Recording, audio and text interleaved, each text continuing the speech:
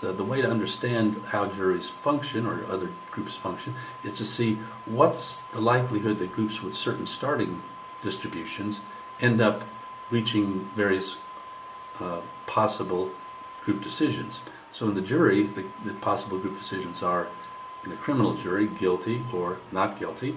And there's also the possibility that they can't reach any decision at all, and that is, in the usual parlance, that they are hung. They can't find any agreement.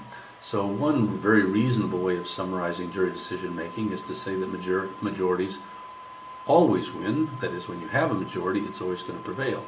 And this box here of numbers is a matrix, a social decision scheme matrix, which says exactly that when you have an initial majority, it always wins. So if you have 6 people for conviction and 0 people for acquittal, that says that all those juries will 100% of the time, or with a probability of 1.00, find for guilty. With a 0 probability, they'll find for not guilty, and they'll never hang.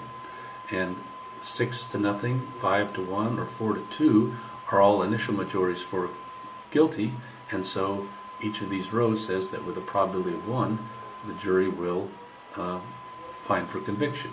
Down here, where you have majorities for acquittal, they say that you'll always acquit. That is, the probability is 1 that you'll find for not guilty. And then you have to have some kind of rule that says, well, what happens if you don't have an initial majority? And in this particular decision scheme, the argument is that, well, if you don't have an initial majority, then you'll never reach any decision at all. That is, the probability is 1 that you will hang. Now, this is sort of an idealized process, and that raises the question, do real juries behave in this way? And Zeisel and Diamond looked at lots of actual juries in terms of where they started their discussion and where they finally ended up. And it's interesting to compare this matrix right here in the middle, I'm showing you now, with this idealized one. And what you'll see if you scan from these rows to these rows is that this majority wins hung otherwise is fairly close to what actual jurors do. So, for example, it says that majorities, when you have 5 out of 6 juries finding for guilty, they'll always convict. Well, they don't always convict, but 95% of the time they do convict, and only very rarely do they find for not guilty.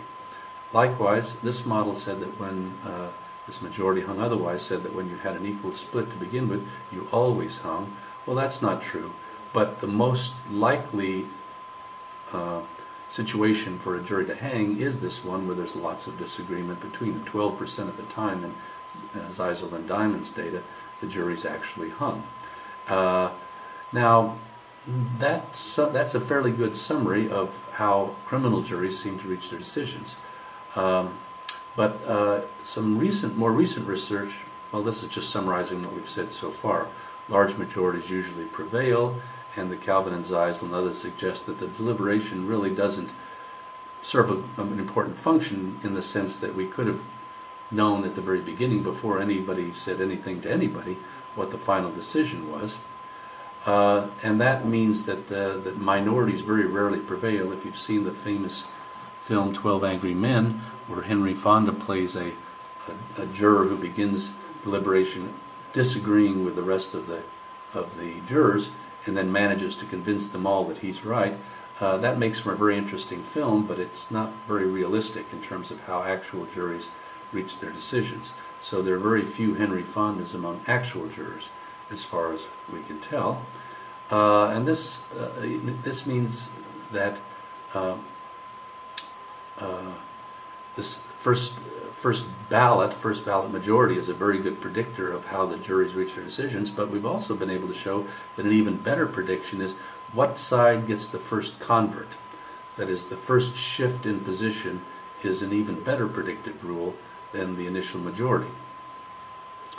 And close splits, for example, a 3-3 split in a 6-person jury, is the one that's most likely to result in hung juries.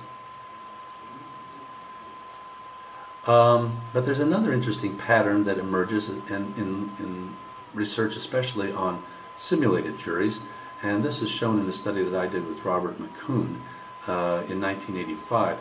Here's the actual probability of groups with various initial splits reaching a particular final verdict. So again, if everybody agrees on guilt to begin with, then every one of the juries will convict.